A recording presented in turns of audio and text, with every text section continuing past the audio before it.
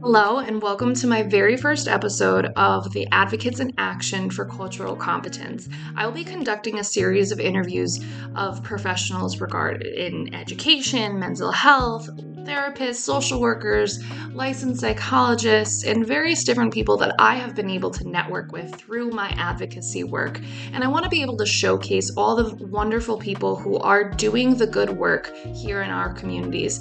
And I wanted to start off with a fellow RBT that I have worked side by side in ABA for a couple years. And she and I worked together on a previous client, and she is also an advocate for her community and doing the good work and volunteering her time. She recently did a community outreach service for her local cultural organization where she was able to be on a panel and speak about ABA and provide explanation, education, and resources and just general information of where people can find behavioral health services. So, without further ado, please welcome my first interviewee, Rabah Suliman.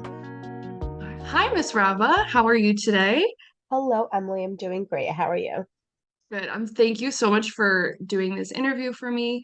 Um, like I said, we are touching on the topic of cultural competence, and the whole point of my capstone project will be an emphasis on education and early mental health care providers and those working in the field with children and how their influence of understanding and education and culture and their lived experiences and how they can have positive or negative impact on their students or clients. So I know you are an RBT in the field of ABA. Is there anything that you want to introduce about yourself, of your background, that and your knowledge with working with kids? Well, first and foremost, thank you so much for having me and reaching out. I know you and I have spoken about this topic before, and you understand just how passionate I am about our cultural competence in our field, and understanding where there are some pitfalls, whether it is in the field of ABA or in the healthcare field and just overall general educational field. So thank you again for shedding a light on this. And I'm excited to be here. A little bit about myself. I am an RBT, as you had mentioned. I initially started in the field of ABA, working in the Bronx. I think you and I have spoken about this before. I was working primarily in low income housing, um, just kind of doing some ABA work there. This was a very long time ago, back when I think there wasn't really much of an RBT title. At that time, I was a community habilitation therapist. That's what we called it. And now here we are. Um, since then, as you know, I've bounced around the field a lot. I've worked in home services, clinical services, I've worked in hospitals, and now I'm in the school system. So I feel like I've kind of went around the block and then again. So I feel like this is an important thing to see. Definitely. And you've not only have you touched on cultural competence in the home setting, but you've come full circle to a school setting now. So you're Yes. implementing behavioral therapy in a school system, doing clinical work, and you're still involved in seeing firsthand and being able to observe the school system and how public education is being impacted on maybe uh, neurotypical children. So, my first question for you is, can you share what your definition of cultural competence is to you as an RBT?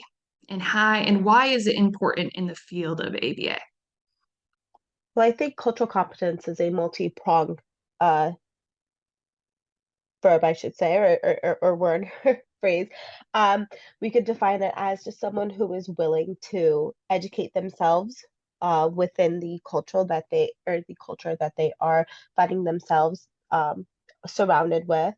It is someone who not only is willing to understand but educate further. It is someone who is willing to acknowledge that that is something that can influence that child's behavior, and it may reflect in a neurotypical way, or it may reflect in a way that is not necessarily uh, typical in any other way. So just for lack of better terms. So it's important to in our field, especially to acknowledge that there are different cultural biases that will hinder a way that a child behaves, and how that may influence us in our assessments, influence us in our delivery of programs, and will influence our understanding of why that behavior was. Definitely. Would you be able to kind of explain for anyone who might not understand what ABA is? So ABA is applied behavior analysis. It is the study of essentially people's behaviors. We are analyzing, and for lack of better terms, again, we are analyzing people's behaviors to understand the function of those behaviors and how we can better implement behaviors that are more societally driven, and how we can kind of lessen those behaviors that may hinder their day-to-day activities. Awesome. Yeah, and as obviously we've worked together in this field for a while, so there are some challenges that we encounter. But do you have any examples of challenges that you have encountered when advocating for your clients in ABA? Maybe it's for their rights or for autonomy due to like cultural misunderstandings or biases that are inherent in these behavioral health systems. One there's one specific uh, encounter that I have had on multiple occasions and in multiple settings, and that is with the way that certain cultures will eat food. I know it sounds like such a silly thing to think about, but we use these different tools in assessments, and our assessments allow us to understand where that child lies on a scale. And unfortunately, there are some cultures, and I should not say unfortunately, honestly, that's lack of that's that's bad words on my end. Um, but there are some cultures that do not use the typical utensils that we in the Western world use. Some places will use their hands. I'm sure you are aware there are some cultures that will use chopsticks and so on. And some of these assessments are essentially grading a child's ability to use a fork and a knife. They may have never used a fork and a knife, and they are then given a lower score on these assessments because have an inability to use these utensils, whereas that is just not culturally appropriate for them in their day-to-day life. These are things that are not taken into consideration. Um, it unfortunately isn't something that a person in a rural area in Connecticut would be exposed to.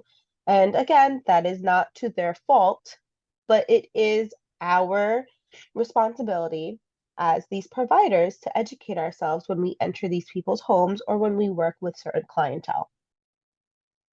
Exactly. And I think we've even shared a client who uses their hands to eat. I remember vividly, and that was also kind of not specifically that client, but I've had encounters like that where it is kind of shocking to kind of see that when you are a provider who has never experienced that. So it can come as a shock to someone who has never seen something like that. But when you learn a little bit more about their culture and understand it, you can understand why there might be limitations to using utensils to eat and do a daily living skill that maybe some other cultures do not use. So would you say that this is a challenge that you've observed in like regards to integrating culture? You mentioned how assessments are being using grading scales.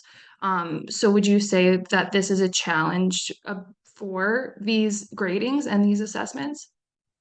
Unfortunately, it is. And we have a lot of outdated assessments that we use in our field that don't take this into consideration.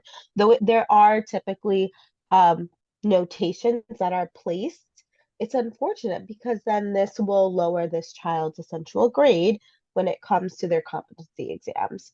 So it's kind of used against them. And it's crazy to see how that's used even across all scales. I've seen this even in the school system.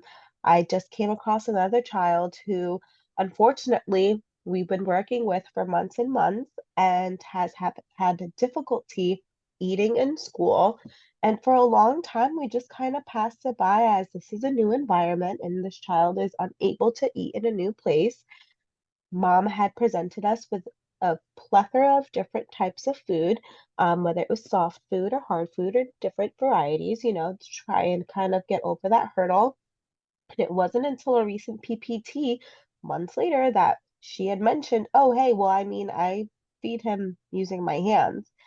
And we all just kind of looked Yes. at each other like, oh my God, we are 6 months deep and no one thought to use their hands, because again, and it sucks to say because I feel like as we mentioned, I've been around this for so long, and I've always prided myself as the token provider in all of these environments who comes from a multicultural background, and I'm able to kind of bring in this new light. And it didn't even dawn on me in that moment. And it was such an aha moment, And it sucks because this kid went months and months and months, kind of essentially, like eating the bare minimum because we weren't feeding him in the way that he was more typically accustomed to. That's so interesting that you say that too, because I've even had moments like that where I am deep into a strategy and we're not sure why it's not working or what's going to work, and then boom, you get hit with something as simple as a cultural thing. And like you mentioned, you have lived experience from that, so you understand. So it's kind of one of those moments where you're like, oh, why didn't I think of that? Oh man. So in your experience, in those moments, what kind of initiatives or strategies have been effective for you when you promote this cultural competence and understanding within the practice of ABA with other clinicians and BCBAs and things like that? I really love when other co-workers and colleagues will approach me about various cultural hindrances that they may come across of.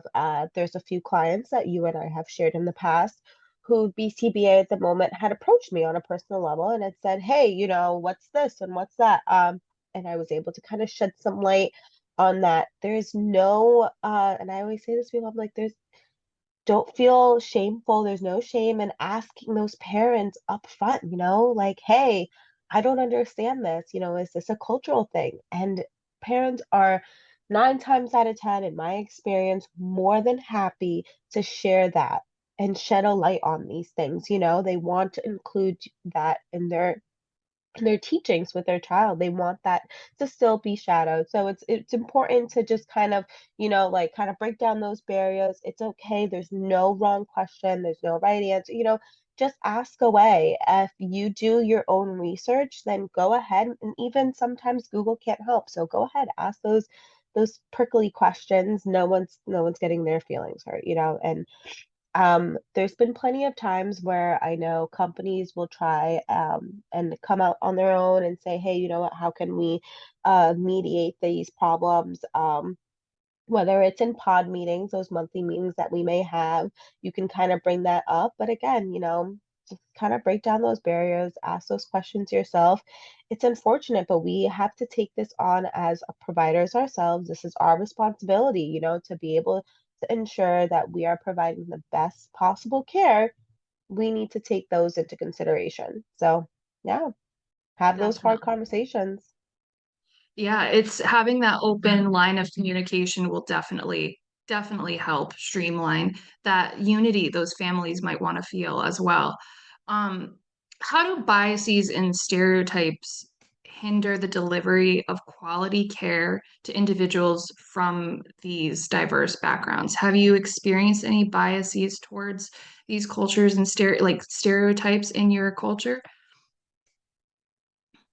It's unfortunate to say that those are not rare, or those are not rare, and it sucks to say that, like those are very some stereotypes are very much prevalent in some of the services we may see, in some of the ways that certain providers may um just meet that demand. There's been plenty of times where we've had children who we were brought up in the foster care system, and were later adopted. And unfortunately, a lot of those early hindrances in their lives have still kind of been carried on, and certain providers will look at those portfolios, will look at those uh, FBAs and so on, and they'll kind of see those kids in a different light, you know? And Mm, it's unfortunate that that is real, but that's kind of the reality that we're living in. yeah. I Putting a gotta label say, on them before they get to yeah, know them, before they build that and rapport it's with them. Yeah. And that's that's a big unfortunate. thing. Yeah, that's unfortunate for the kiddos because they're missing out on having a non-judgmental or unbiased meet to get to know their whoever their caregiver will be, whether it be a teacher, an RBT like yourself, or just any mental health provider. Would you be able to provide an example of anything that is a successful intervention or program that has improved cultural competence um, among behavioral health? Well, let's see. I think even if we just harper back on my kiddo who couldn't eat for like 3 months in the beginning of the school year, you know, it's these different ways that we, again, aha moment, and then we all kind of went back home, did our homework, and were able to come in fresh the next day and present a completely different program that was catered to this child and the needs that he needed at the moment. And we've been able to meet those needs in a tremendous way, far greater than what we were doing prior. I know a lot of times there are cultural differences in the way that certain kids use the bathroom. I know that kind of sounds crazy, but a lot of these, I mean, they're cultural differences. This is a difference for a reason. We have a lot of kiddos who, when are being potty trained, especially boys, don't learn to potty train standing up. They learn to potty train sitting down in certain cultures. And that has completely shifted our programs for certain kiddos. Again, we're expecting this kid to stand up and stand by a toilet when mom and dad are doing a completely different program the moment we leave. Of course, there's not going to be any generalization. Of course, we're not mirroring programs and we're not seeing any success. So having that shift in an idea, understanding that, hey, you know what, if we're going to be a team, we need to do this together, and acknowledging that, we've been able to revisit and change our programs to cater to that. So, yeah, I know the bathroom thing, that was a big program that I've worked with some kiddos with. And that was Yeah. something that And was, again, an aha moment for me, like, oh no. And here we are. And sometimes it takes like a good debrief with the team to fine tooth and comb the treatment program and just making sure that that fidelity is there, that everyone is following the same procedures and implementing the same type of environment and sort of thing. So it's hard. It's definitely hard. And would you say that with these successful interventions that you have helped to improve with cultural competence with your clients, would you say and be comfortable sharing the how would you assess the current level of cultural competence among professionals and other professionals in this field? And do you believe that there might be any improvements that are necessary? I do think there are there are necessary improvements, very much so. I do, in my opinion, think that a lot of us, and I even will put myself in this boat, regardless of how much we may know, there's so much that we don't. We live in a fishbowl, and every single day we are presented with a different clientele coming from a different background. And it is our responsibility to try and shift how we see that person, you know? It's no one is put under one lens. And it's important that we're constantly learning. Even within a certain demographic, we may think that, hey, this is how they do this in this part of the world. No, because even in one part of the world, in that one house, they may do things different, you know? So it's important Yeah. to constantly be changing. So I think forever, regardless of how great we are, there's always more that we can learn. There's always more that we can do. It's sad to, it's so unfortunate to say that, but it's Yeah. the way of the world. It's our field, and it's important that we're always growing and we're always changing. Yeah, I definitely agree. And having that growth mindset is huge in making sure that you're providing the highest quality of care for those clients.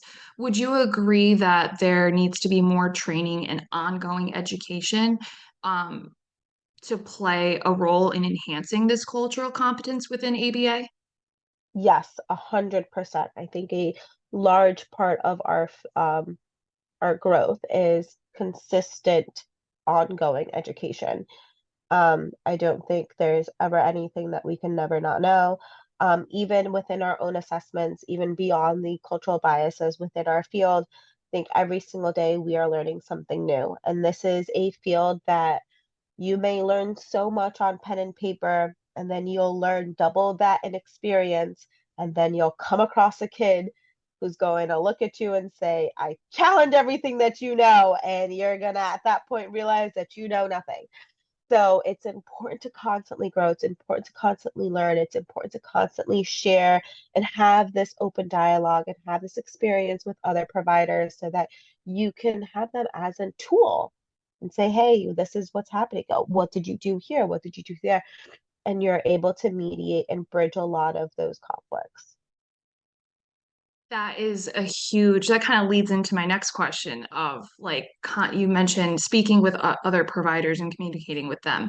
In what ways do you collaborate with clients and their communities to advocate for their rights and support their development with respect to their cultural heritage as a mental health professional? Well, as you know, just 2 weeks ago, I did a panel for ABA at a local organization, a local cultural organization here in Connecticut. And I kind of brought it right there to them. There's a lot of kiddos who approached me and said, hey, my parents, they say that my little brother has X, Y, and Z, and they just didn't know what it was. They didn't have the language to define what was happening to them. And it's being able to bring that to these people, being able to show that, hey, you know what, this isn't something that you have to like feel embarrassed about. This isn't something that, you kind of have to shy away from. We're coming to you, we're breaking it down in the language that you can understand. And we're here to deliver this message to you in the best way possible. Um, so meeting with other providers who can again stand by and assess and assist families with understanding what we as ABA professionals bring to the table, we as mental health professionals bring to the table, and kind of just bridging that gap between clientele and provider is very, very important, and letting them know that, hey, you know what, we're here to support you. We're not here to to scare you away. Um, Yeah, and just definitely. collaborating with other professionals and, like meeting them there.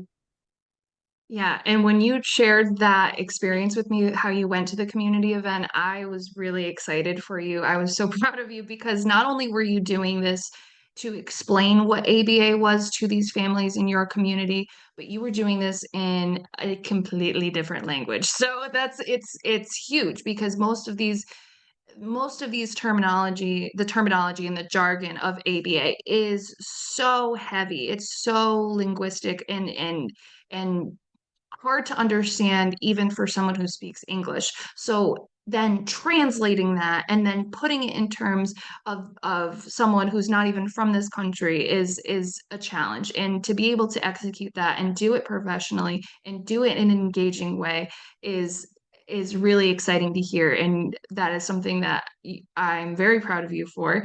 And um your community is very blessed to have you doing that for them. And that's, I can't say that enough.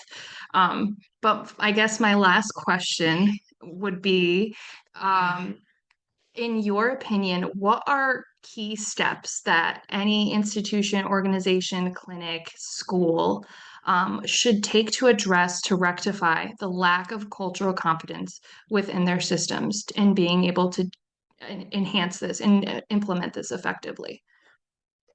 I think really we have to get out into those communities, you know.